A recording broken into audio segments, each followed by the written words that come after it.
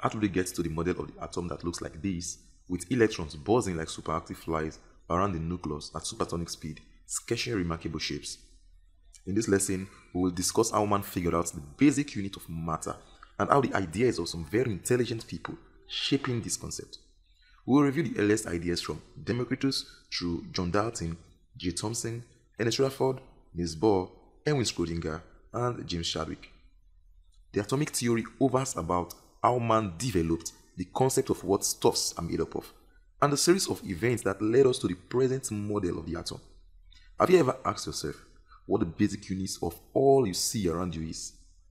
We know in biology, you were taught how that the basic unit of anything that has life is a cell. In this lesson, we will be discussing the basic unit of matter instead.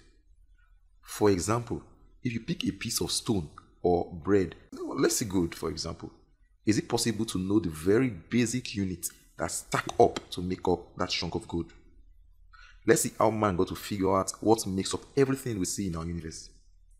To do this, we have to travel back in time to the 5th century BC. Meet Democritus. Democritus was a Greek philosopher. He was the first person to use the term atomos, meaning uncuttable. He thought that if you take a piece of matter and divide it, and continue to divide it, you will eventually come to a point where you could not divide it anymore. This means that there's an end to smallness. This basic unit was what Democritus called an atom. Democritus compiled his assumptions into what he called the theory of the universe. He theorized that the following will be true. 1. All matter consists of atoms, which are bits of matter too small to be seen. 2. There's an empty space between atoms. 3. Atoms are completely solid. And lastly, atoms have no internal structure. I would emphasize that Democritus was but a philosopher, He could not prove his beliefs through any scientific experimentation. He only used his philosophical mind to make these assumptions. Many people didn't agree with him at the time anyways. Of course, that which can be asserted without evidence can also be disregarded without evidence. So let's fast forward to 1808. An English chemist by the name John Dalton was the first to adopt Democritus' theory into the first modern atomic model. Theorists have sought to determine what makes up matter since the age of the Greeks. At the beginning of the 19th century, the English scientist John Dalton proposed an atomic theory that became the basis for the study of chemistry. His theory contained 5 main propositions.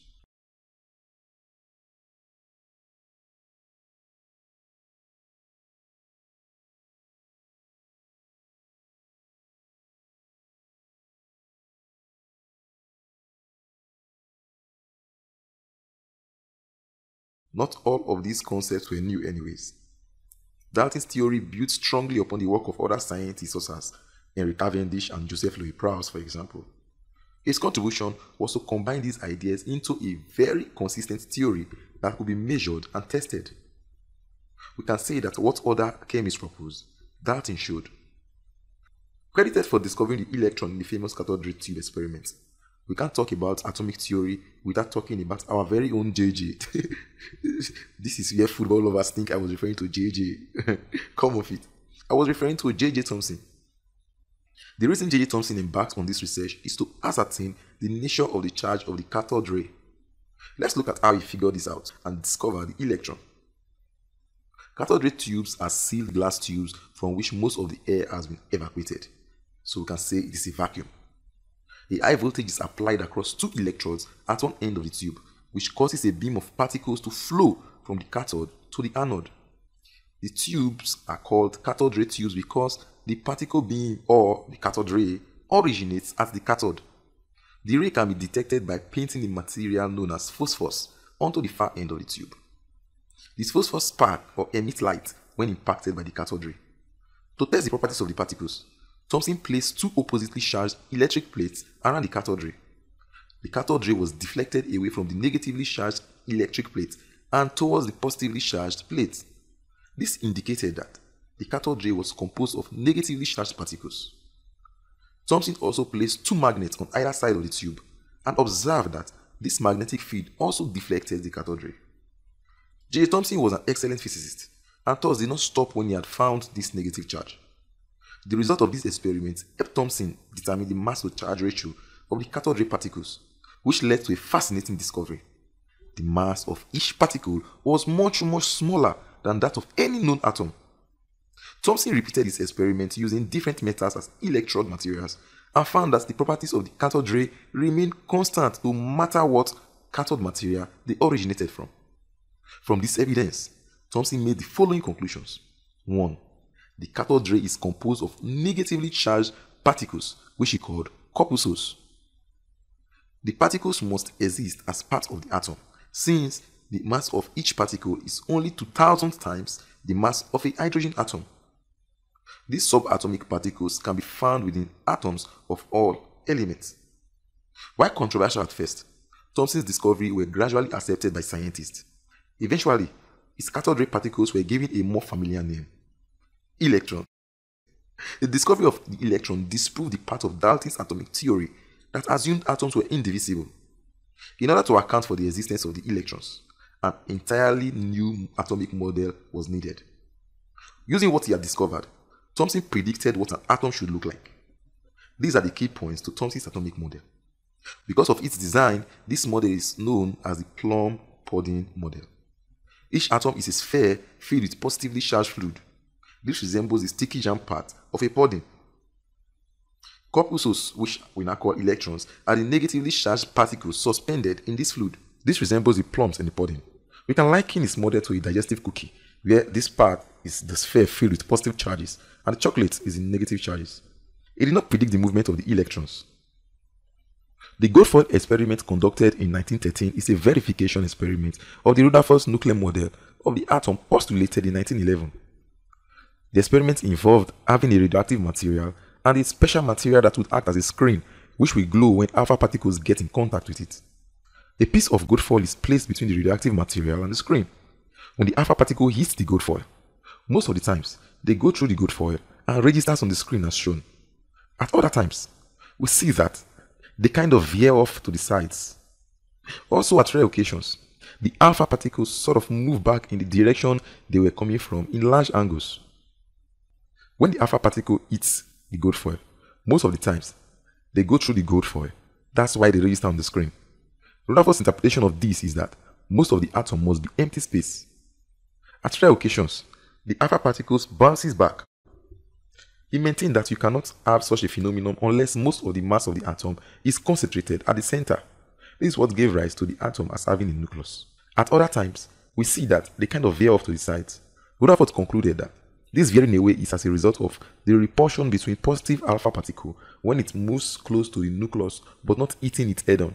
Thus, Rutherford concluded that the nucleus of the atom is a dense mass of positively charged particles, which we call protons. Now, unlike J.J. Thomson, who didn't describe the movement of the electrons, Rutherford stated that the atom was like a mini solar system and that the electrons orbit the nucleus in a wide orbit. That is why it is known as the planetary model.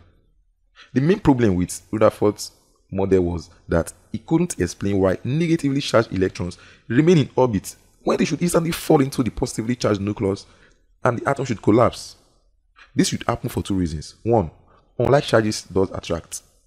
Secondly, our idea from classical mechanics suggests that an object undergoing circular motion should undergo acceleration. During acceleration, charged objects would radiate energy and thus make the electron lose all its energy over time and therefore crash into the nucleus. If this happens, the atom gets destroyed. But we know that in reality this is not the case because the atom does exist. This problem would be solved by Niels Bohr in 1913. Bohr combined his work with the ideas of both Thomson and Rutherford and proposed the following. 1.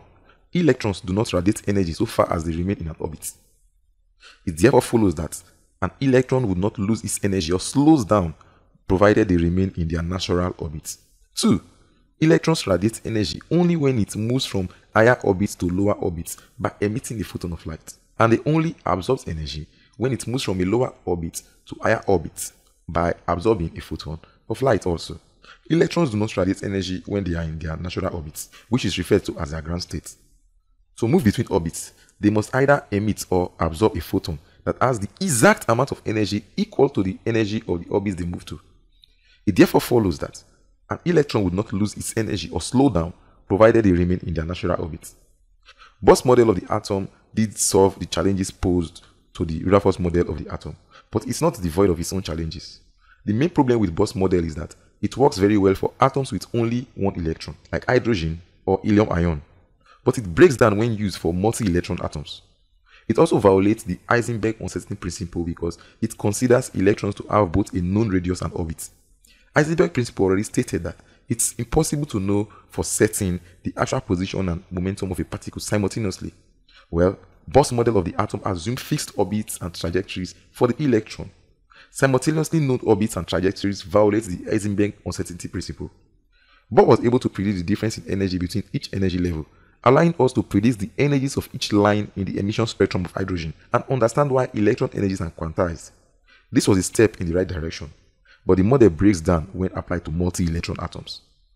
The application of Schrödinger's equation to atoms, popularly referred to as the quantum mechanical model, is able to explain the nature of electrons in atoms more accurately. Two models of atomic structure are in use today: the quantum mechanical model and the Bohr model. The quantum mechanical model is based on mathematics. Although it is more difficult to understand than the Bohr model, it can be used to explain observations made on complex atoms. The quantum mechanical model is based on quantum theory, which says matter also has properties associated with waves. According to quantum theory, it's impossible to know the exact position and momentum of an electron at the same time. This is known as the uncertainty principle. The quantum mechanical model of the atom uses complex shapes of orbitals, sometimes called electron clouds. These are volumes of space in which one is most likely to find an electron. Study shows that the electron doesn't follow specific paths per time. Rather, they move haphazardly in the atom, sketching different types of shapes over time. It is this region of shapes they sketch over time that you most likely find them. This is not to say that they can be found outside these shapes. This concept predicts the likelihood or where the electron can be found 95% of the time. So this model is based on probability rather than certainty. 4 numbers called quantum numbers were introduced to describe the characteristics of electrons and their orbitals. The Bohr model was a one-dimensional model that used one quantum number to describe the distribution of electrons in the atom. The only information that was important was the size of the orbit, which was described by the principal quantum number n. Schrödinger's model allowed the electron to occupy 3-dimensional space. The state of any electron can be described by a set of 4 quantum numbers. These describe the orbitals in which electrons can be found. The coordinates that come from Schrödinger's wave equations are the principal, the angular, and the magnetic quantum numbers, also the spin quantum number. These quantum numbers describe the size, shape, and orientation in space of the orbitals on an atom. The principal quantum number n refers to the size of the orbital, which have to do with the energy level an electron is placed in. It describes the energy of an electron and the most probable distance of the electron for the nucleus.